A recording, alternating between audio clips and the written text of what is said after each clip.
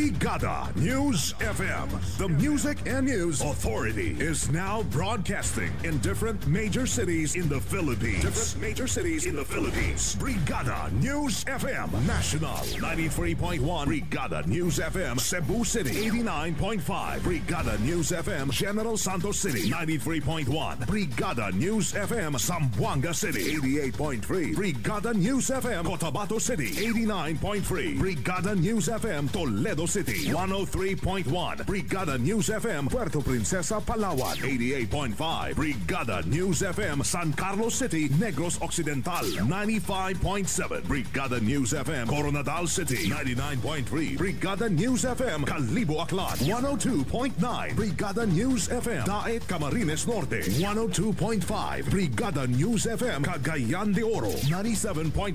Brigada News FM Kidapawan City 102.9. Brigada News FM Tacloban City. Soon to air. Brigada News FM radio stations that will embrace and hit the airwaves in other cities in the country. 93.5. Brigada News FM Olongapo City 107.3. Brigada News FM Rojas City Capiz 95.1. Brigada News FM Iligan City 92.9. Brigada News FM Kawayan City Isabela 92.5. Brigada News FM Tuguegarao City 90.9. Brigada News FM Bogo City. Brigada News FM Davao City. Brigada News FM Butuan City. Brigada News FM Surigao City. Brigada News FM Valencia City Bukidnon. Brigada News FM Dumaguete City. Brigada News FM Bacolod City. Brigada News FM Iloilo City. Brigada News FM Baguio City. Brigada News FM, the Music and News Authority. Brigada Mass Media Corporation, now invading the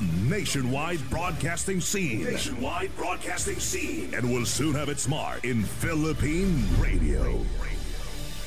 One time, the new Filipino time, 4:02 ng hapon, mga kabrigada. That time check was brought to you by Power Cells Herbal Capsule. Tuldukan ang sakit. Siksik sa mga bagong balita. Rinig sa buong bansa. Narito na ang Brigada Balita Nationwide sa hapon. Mula sa Brigada National Headquarters, narito sina Sandy Madarcos at Luna Agimat. Ang programang ito ay hatid sa inyo ng Power Cells Herbal Capsule. Tuldukan ang sakit. Brigada Balita Nationwide sa hapon. Brigada News Headlines. Sa ulo ng mga balita, abogado ni Vice President Binay binatiko sa Senate inquiry. Samantalang Pangulong Aquino wala daw alok na tulong kay Binay. Pamilya Laude at German boyfriend ni Jennifer sumugod sa Camp Aguinaldo kung saan nakadetine ang suspect na si Pemberton. AFP walang igagasto sa joint security kay US Marine sa private first class Pemberton.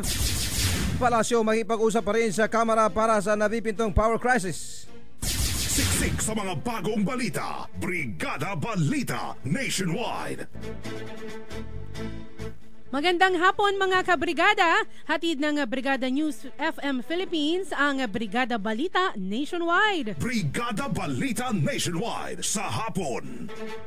Mula rito sa Brigada National Headquarters, kami po ang inyong mga tagahatid balita. Brigada Sandy Madarcos. At ako naman, Brigada Luna Agimata. Araw ngayon ng Miyerkules, October 22, 2014. 63 days na lamang po at Pasko na. Dumako na tayo sa detalye ng ating mga balitang nasyonal. Brigada National! Ang bahaging ito ay hatid sa inyo ng Power Cells Herbal Capsule. Tuldukan ang sakit. Binatikos ni Attorney J.V. Bautista ang daloy ng pagdinig sa Senado kaugnay sa Makati City Hall building anomaly at mga tagong yaman ni Vice President Jejomar Binay. Sa hearing kanina sinabi ni Bautista na halatang walang patutunguhan ang pagdinig para idiin ang pangalawang Pangulo dahil mabusisi ang mga pagtatanong sa mga isinasangkot sa mga anomalya pero walang ginagawang cross-examination sa mga testigong sina dating Makati Vice Mayor Edgardo Mercado.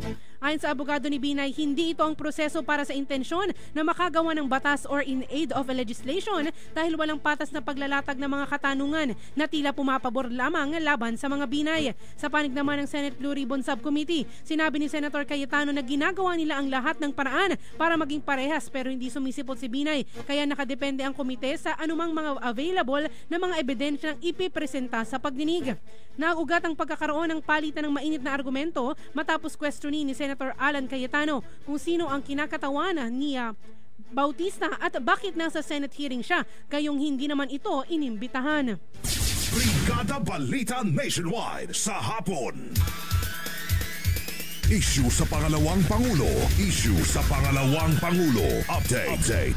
Nag-withdraw mano ang Chinese-Filipino businessman na tinaguri ang dami ni Vice President Jejomar Marbina ng milyong halaga ng pera mula sa isang bangko noong July.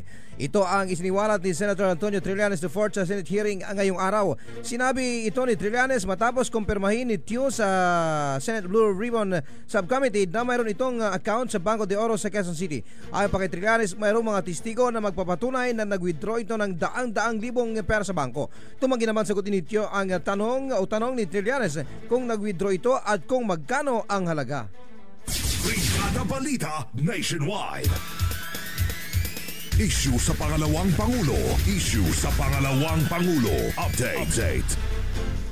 Tila nagkakabatuhan ng alegasyon ang kampo ni Vice President Jejomar Marbinay at ni Pangulong Benigno Aquino III. Matapos kasing aminin ni Pangulong Aquino ang ilang detalye ng pulong nila ni Binay, ilang linggo na ang nakararaan. Itinanggi ng kampo ni Binay na humingi ng tulong o tinangkang arbori ng pangalawang Pangulo ang investigasyon ng DOJ sa kanyang mga kinokwestyong ari-arian. Sa katunayan, inihayag ng tagapagsalita ni Binay na si Pangulong Aquino pa nga ang nag-alok ng tulong, bagay na itinanggi niya sa pagharap sa annual forum sa FOCAP. Binigyan din ng Pangulo na tila nagkamali ang tagapagsalita ni Binay sa claim nito dahil wala siyang iniaalok na anumang tulong. Brigada Balita Nationwide. Samantala sa dagdag na balita, formal nang naipadala ng Senate Blue Ribbon Subcommittee kay Vice President Jejomar Marbinay ang panibagong imbitasyon para dumalo sa susunod na pagdinig sa darating na October 30. Ito ang pangalawang beses na inimbitahan ng subcommittee si Binay para bigyan umano ng pagkakataon ng pangalawang Pangulo na makapagpaliwanag kaugnay sa isyu ng sinasabing overpriced na Makati City Building 2 anomaly. Ang umano'y questionabling yaman nito sa Rosario, Batangas. Sa kabila nito, sinabi ni Cavite Governor John Vic Rimulya na nagsilbing tagapagsalita ni Binay, hindi pa rin umano dadalo ang pangalawang Pangulo sa imbitasyon na umano'y layunin lamang ang public exposure at pamulitika. Paliwanag ni Rimulya na kung ang Mother Committee hindi lang ang subcommittee ang mag-imbita sa Vice Presidente, ay posibleng i-consider nila ang pagsipot sa investigasyon. Siksik sa mga bagong balita. Brigada Balita Nationwide. Sa iba pang balita, galit na sumugod sa Camp Aguinaldo ang pamilya ng napaslang na Pinoy transgender na si Jeffrey Laude alias Jennifer.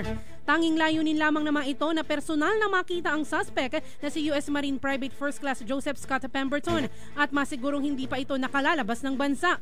Nabatid na si Pemberton ay nakadetine ngayon sa nasabing kampo. Kaugnay nito ay nakapasok sa loob ng gate ng Camp Aguinaldo ang kapatid ni Jennifer na si Marilu at ang German fiancé na si Marcus Susselbeck matapos na umakyat sa gate. Mabilis naman ito na napigil ng mga nakabantay na mga gwardya upang hindi makalapit kung saan nakakulong ang US serviceman. Una nito ay hindi rin nagpakita sa preliminary investigation kahapon ang suspect. At kung ano ang regulations ng military tungkol sa pagpasok sa kampo, iyon po ay ipinapatupad ng camp commander at mayroon din siyang mga unit commanders kagaya nung itong military police, sila po yung mga ngasiwa dyan.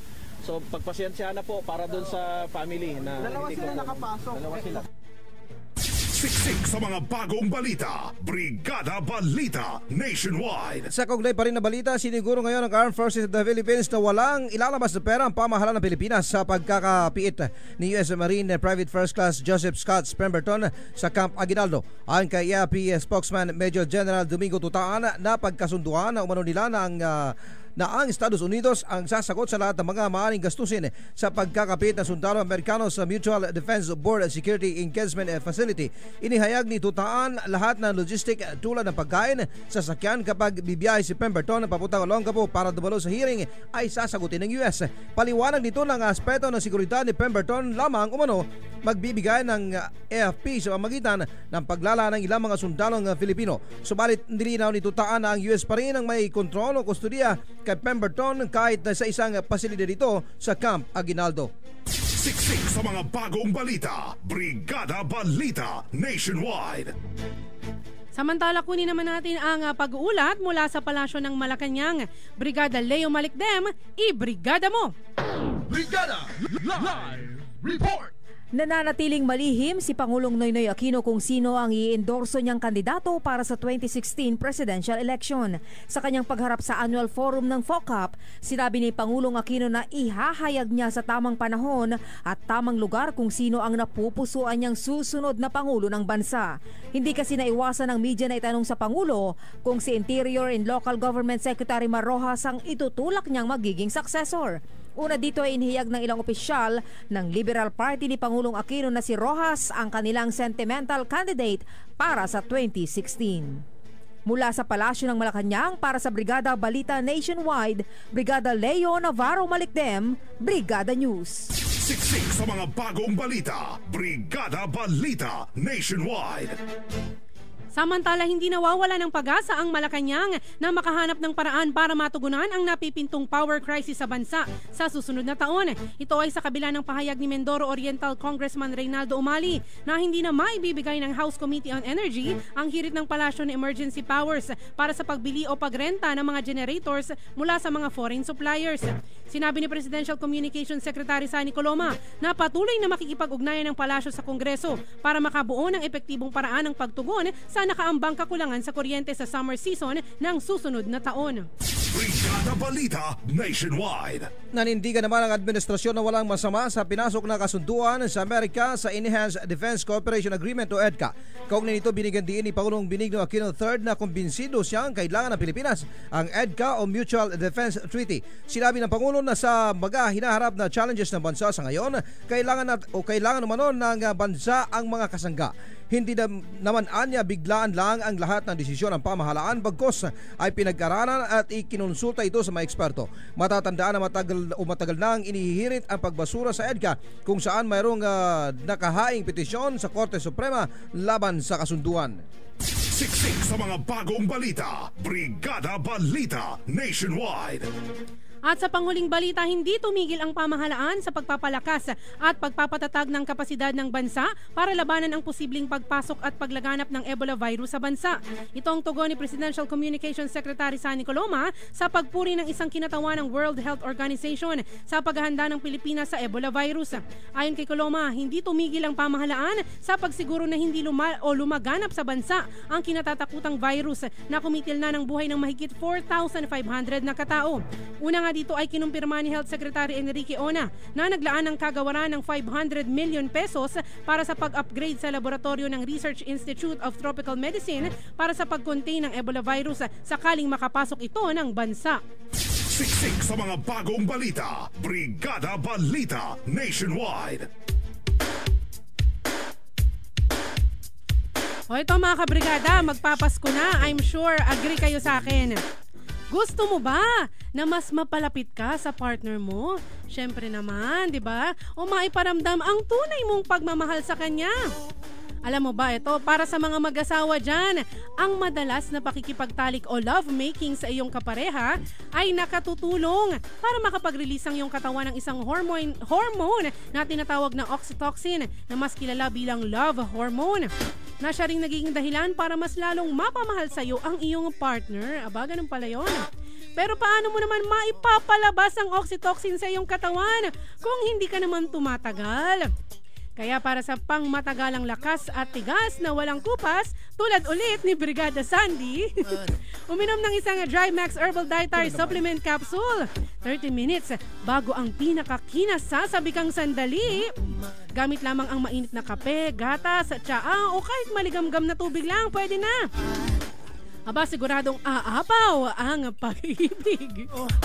24 hours ka ng malakas dahil sa DryMax Herbal Dietary Supplement Capsule. Tatagal ka ba?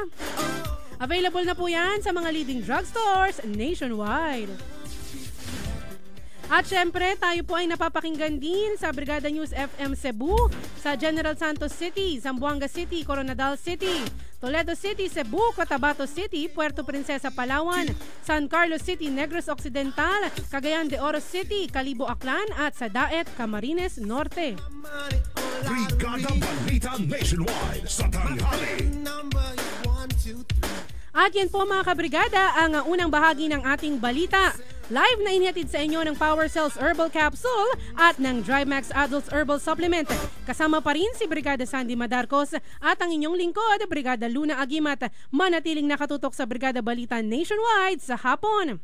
One time, the new Filipino time, 4:50 na po ng hapon mga kabrigada. That time check was brought to you by DryMax Adult Herbal Capsule. Tatagal ka ba? Kataw, anak!